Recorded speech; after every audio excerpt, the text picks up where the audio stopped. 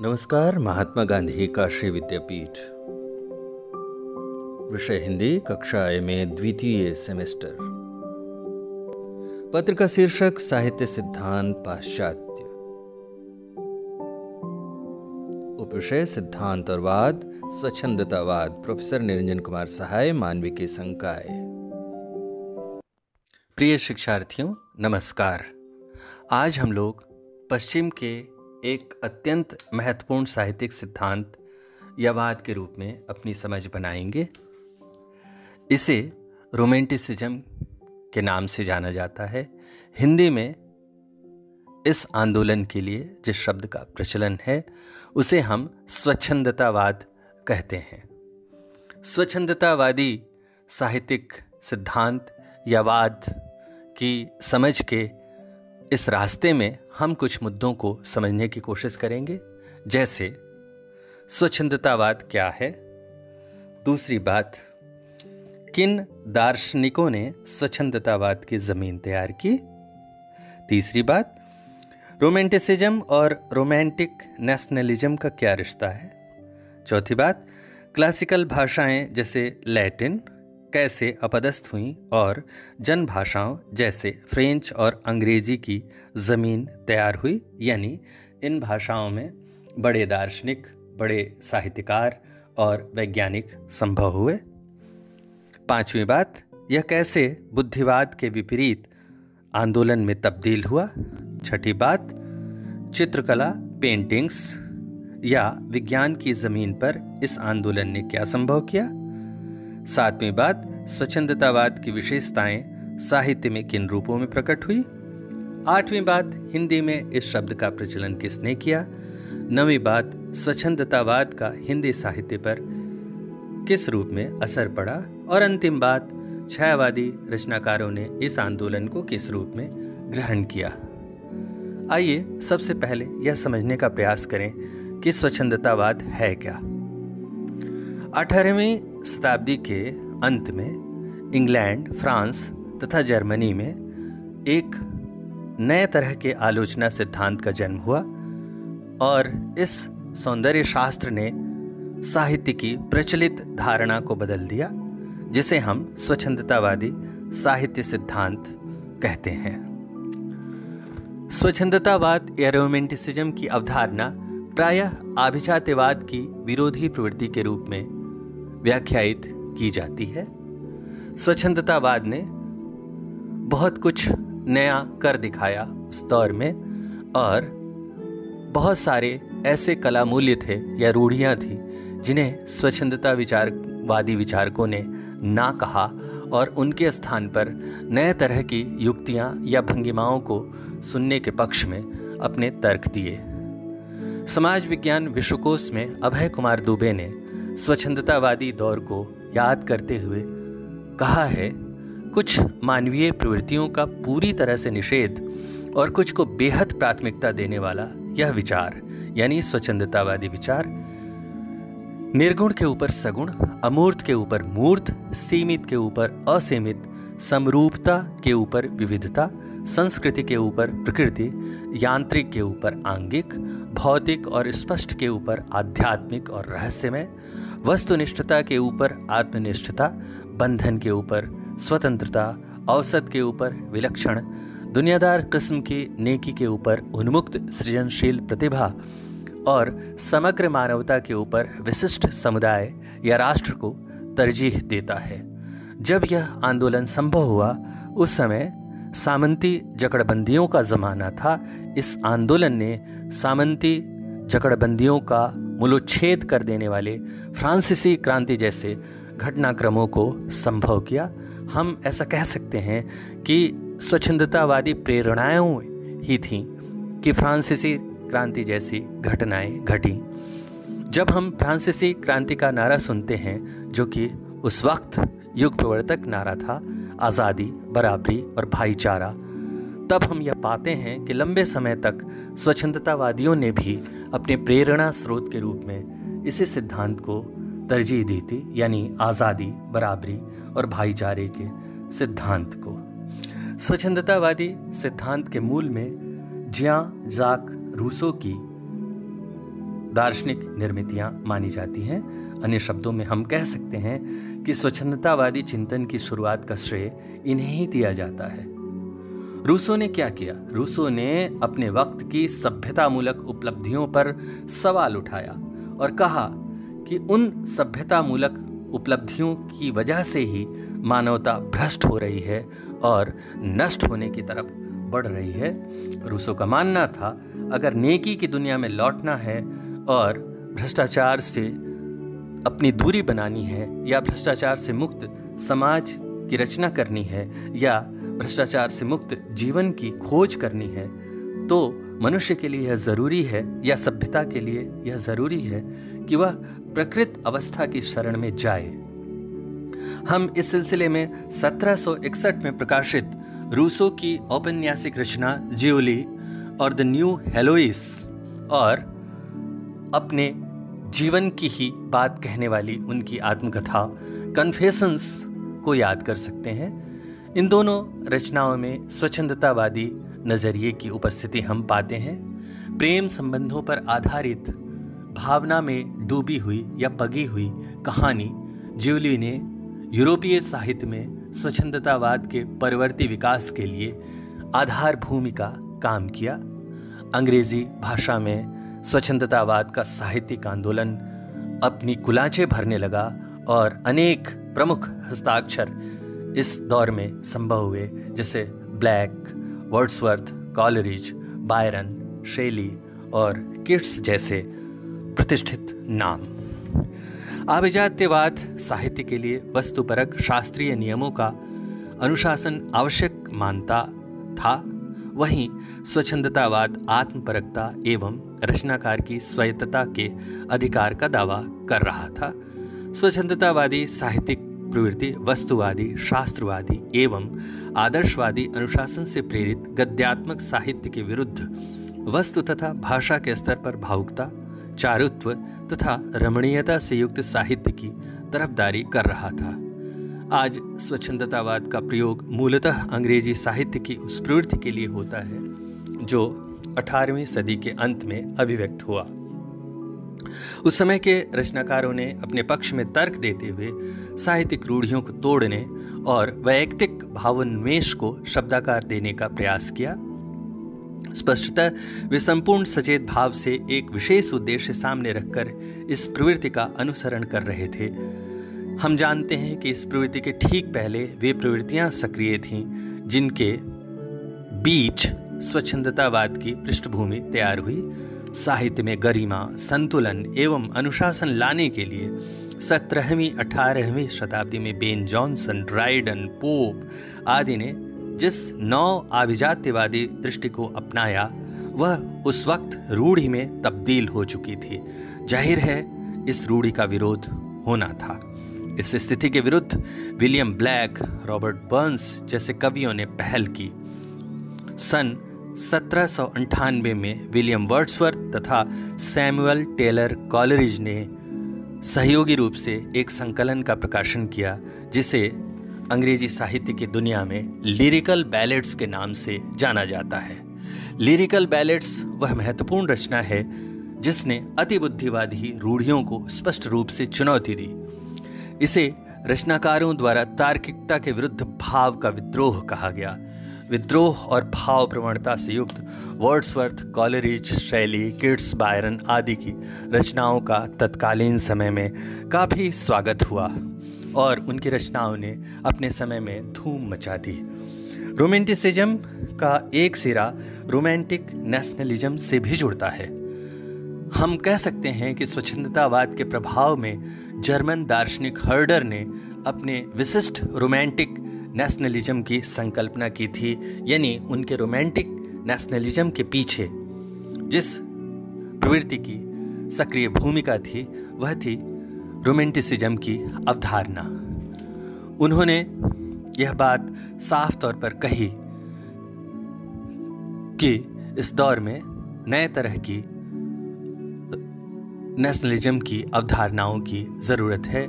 यही प्रेरणाएं हर्डर को गैर यूरोपीय संस्कृतियों की तरफ ले गईं और उन्होंने उन्हें यूरोपीय सभ्यता की आदिम प्राक अवस्थाओं की बजाय अपनी विशिष्ट निजता, वैधता और तात्पर्यों से संपन्न संरचनाओं के रूप में देखा और उन्होंने एक नए तरह के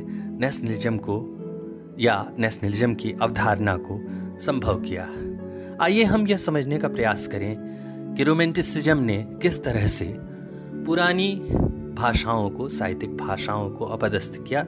इस सिलसिले में हम उस साहित्यिक भाषा को याद कर सकते हैं जो एक ज़माने में यूरोप में विशिष्टता की या आभिजात्य की प्रतीक मानी जाती थी और जिस भाषा को जाने बिना या जिस भाषा के प्रयोग के बिना यह माना जाता था कि जो उस भाषा को नहीं जानता है उसका बुद्धिमय संसार में प्रवेश मुश्किल है या संभव नहीं है, वह भाषा थी लैटिन। रोमांटिसिज्म ने यह किया कि अपने प्रभावशाली राजनीतिक और दार्शनिक तात्पर्यों के अलावा एक काम यह किया कि उसने लैटिन जैसे क्लासिकल भाषाओं को रचनाशीलता के केंद्र से विस्थापित कर दिया और उस वक्त की जो जनप्रिय भाषाएं थीं, पहले फ्रेंच और फिर अंग्रेजी, तो जर्मन और फ्रेंच को इस आंदोलन ने प्रतिष्ठित किया और इन भाषाओं में बड़े रचनाकार पैदा हुए जिन्होंने लैटिन में अपनी रचना कहने की बजाय अंग्रेजी में अपनी रचनाओं को प्रकट करने का काम किया और फ्रांसीसी और अंग्रेजी लेखन की उस वक्त धूम मच गई। इन रचनाकारों ने रचनाशीलता में जो क्लासिक अभिजनोन्मुखता थी उसको झटक दिया और रोमानी प्रेम पर आधारित विषय वस्तुओं में ही नहीं अपनी बात कही, बल्कि साहित्य और कला ने, उस वक्त के साहित्य और कला ने मन के अंधेरे में छिपे जो भय थे और जो दुखों का लंबा सिलसिला था उन्हें भी अनुभूति के रास्ते देखना, परखना और कहना शुरू कर दिया। आइए हम यह समझें कि कैसे स्वच्छंदतावादी आंदोलन बुद्धिवाद के विपरीत आंदोलन में तब्दील हुआ। हम इसे बेहतर तरीके से समझ सकते हैं कि किस तरह से बुद्धिवाद के विपरीत आंदोलन में यह तब्दील हुआ। स्वच्छंदतावाद के विकास में फ्रेडरिक और ऑगस्ट विल्हेम वॉन स्लेगल की भूमिका उल्लेखनीय है। 18वीं और 19वीं सदी के संधिकाल पर सक्रिय ये जो विचारक थे उनका यह मानना था कि रोमानी साहित्य और कला का स्वभाव तरल और खंडित है, इसलिए सुसंगीत और संपूर्णता प्राप्त करने की महत्वाकांक्षा उसमें नहीं होती है और क्लासिकल साहित्य और कला में यही लक्षण मुख्य है। उन्होंने नए तरह के ज्ञानोदय की बात की और बताया कि बुद्धिवाद के विपरीत एक नए तरह के आंदोलन की ज़रूरत है। यूरोपीय ज्ञानोदय द्वारा आरोपित बुद्धिवाद जो था उसके खिलाफ विद्रोह के रूप में स्वच्छंदतावादी विचारकों ने विचार किया और इस बुद्धिवाद के खिलाफ भावना को तरजीह देने का इन्होंने काम किया। ज्ञानोदय के विचारक प्रकृति को तर्क, बुद्धि और व्यवस्था मूलक क्रम के उद्गम के तौर पर देख रहे थे, परख रहे थे। न्यूटन ने मैकेनिक्स इसी की चरम अभिव्यक्ति के रूप में प्रकट किया था। स्वच्छंदतावादियों ने प्रकृति के आंगिक विकास और विविधता के स्रोत के रूप में ग्रहण किया। उनका मानना था प्राकृतिक और अलौकिक को अलग अलग नहीं मानना चाहिए। ठीक इसी तरह पार्थिव और अपार्थिव के विभाजन को भी वे नकार रहे थे। उन्होंने कहा कि ये सभी एक दूसरे से गुथे हुए हैं। ज्ञानोदय के विचार के लिए स्वच्छंदतावादियों की यह मान्यता उस समय काफ़ी समस्याग्रस्त रूप में दिखाई पड़ रही थी। वे मान रहे थे कि प्रकृति को भावप्रवण और आध्यात्मिक शक्ति के आदिम प्रवाह के रूप में देखने की जो परंपरा है या रूढ़ी है वह ठीक नहीं है। उन्होंने क्लासिकल द्वारा रोमन और यूनानी मिथकों पर जोर जो दिया जा रहा था उसे नकार दिया और उन्होंने कहा कि मध्ययुगीन और पागान संस्कृति की जो परंपराएं हैं या जो प्रवृत्तियां हैं उन्हें अपनाना चाहिए। इसका नतीजा यह हुआ कि स्थापत्य कला की दुनिया में गोथिक का पुनरुद्धार हुआ। हम कह सकते हैं कि स्वच्छंदतावाद ने यूरोपीय लोक संस्कृति और कला के महत्व को उस वक्त का केंद्रीय आंदोलन बना दिया। इस तरह चित्रकला, पेंटिंग और विज्ञान की ज़मीन पर इस आंदोलन ने बहुत कुछ बदल दिया। आइए यह समझने का प्रयास करें कि इस धारा की प्रमुख विशेषताएं साहित्यिक सिलसिले में किस प्रकार समझी जा सकती हैं। विद्रोह की प्रवृत्ति। फ्रांस की राज्य क्रांति के गहरे प्रभाव के कारण इस धारा की रचनाओं में विद्रोह की प्रवृत्ति का स्वाभाविक वर्णन है। इस धारा में न केवल भौतिक शक्तियों के अत्याचार और अन्याय के विरुद्ध ही अपितु नीति, धर्म, साहित्यिक परंपराओं और शास्त्रीय नियमों के विरुद्ध भी विद्रोह मिलता है। वर्ण विषय का आभिजात्य होना आवश्यक नहीं माना गया। इस परंपरा ने माना कि साधारण से साधारण वस्तु जैसे खंडहर, सूखी पत्ती, स्काई लार्क, मृत्यु, कब्र, पश्चिमी हवा आदि ने अपने लिए काव्य विषय या साहित्यिक विषय की जरूरत को संभव किया है। आभिजात्य या कुलीन के स्थान पर साधारण और अकुलीन को जगह दी गई, उन्हें वाणी दी गई। इस दौर की साहित्यिक रचनाओं में और साहित्यिक सिद्धांत ने यह माना कि उनकी आवाज को तरजीह देना युग धर्म है। इसी तरह दूसरी विशेषता है कृत्रिमता से मुक्ति। कृत्रिमता एवं आडंबर को अलविदा कर दिया गया। कृत्रिम और यथार्थ लेखन शैली के स्थान पर शैलीगत सरलता को अपनाया गया। 1798 में प्रकाशित लिरिकल बैलेट्स की भूमिका को रोमांटिसिज्म का सिद्धांत पत्र कहा गया। उसके एक अंश को उद्धृत किया जा सकता है। उसमें कहा गया, ये कविताएं इसी बात का पता लगाने के लिए लिखी गई हैं कि मध्य तथा निम्न वर्ग के लोगों की बोलचाल की भाषा काव्यानंद के लिए उपयोगी हो सकती है। ये लोग सामाजिक मिथ्या अहंकार से मुक्त होने के कारण अपने भावों और विचारों को सरल और कृत्रिम शब्दों में व्यक्त कर सकते हैं। इसी तरह इस साहित्यिकवाद ने माना कि बौद्धिकता, तर्क, विवेक की अधिकता आदि से ऊबकर साहित्य और शिल्प कला के प्रति पर्याप्त रुचि की जरूरत है। अर्थात मध्ययुग के गीतों, गाथाओं तथा रोमानी कहानियों की ओर आकर्षण स्वच्छंदतावाद की एक अन्य प्रमुख विशेषता है। कल्पना की प्रधानता इस दौर की एक अन्य विशेषता है।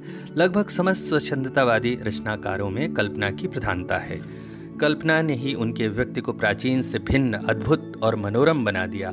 हालांकि अनेक बार कल्पना के अतिरेक ने काव्य अमूर्त, सूक्ष्म और विरलता का भी सृजन किया, यानी कविता में इसका सृजन किया। ऑर्नल्ड ने शैली की, यानी मैथ्यू आर्नल्ड ने शैली की, पीवी शैली की ऐसी कविताओं पर टिप्पणी की नकारात्मक, और कहा कि वह एक ऐसा देवदूत है जो अपने चमकीले पंखों को शून्य में व्यर्थ ही फड़फड़ाता रहता है। यानी अतिशय कल्पना की आलोचना हुई, लेकिन अतिशय कल्पना इस साहित्यिक सिद्धांत या इस साहित्यिक दौर की एक महत्वपूर्ण विशेषता थी।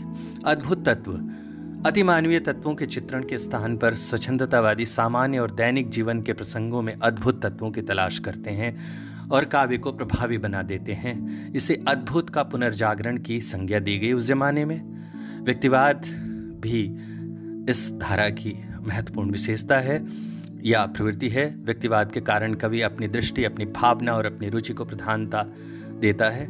इस धारा की कविताओं में नायक प्रायः आत्म केंद्रित होते थे। गीति काव्यों में उदासी, निराशा, वेदना, व्यथा आदि का चित्रण होता था। इस धारा के काव्य में विवेक के स्थान पर संवेग, भावुकता, आकांक्षा, आदर्शमायता आदि का प्रकटीकरण हुआ। प्रकृति प्रेम भी इस धारा की महत्वपूर्ण विशेषता थी। प्राकृतिक दृश्यों के प्रति स्वच्छंदतावादी कविता की विशेष दिलचस्पी है। प्रकृति के विभिन्न रूपों के प्रति स्वच्छंदतावादी रचनाकारों ने अटूट प्रेम का परिचय दिया।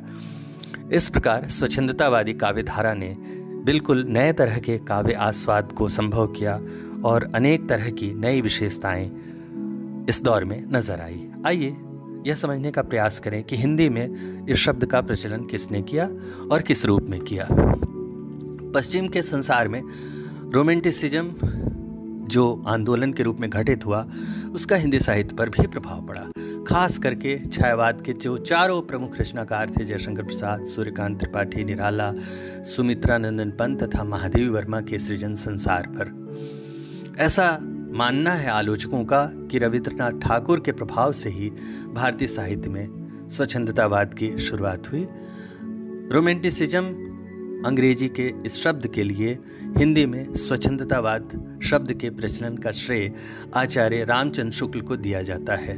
आचार्य रामचंद्र शुक्ल ने स्वच्छंदतावाद शब्द का पहली बार प्रयोग किया और उनके द्वारा किया गया यह प्रयोग चल पड़ा और हिंदी आलोचना संसार में रोमांटिसिज्म के लिए इस शब्द का व्यवहार किया जाने लगा।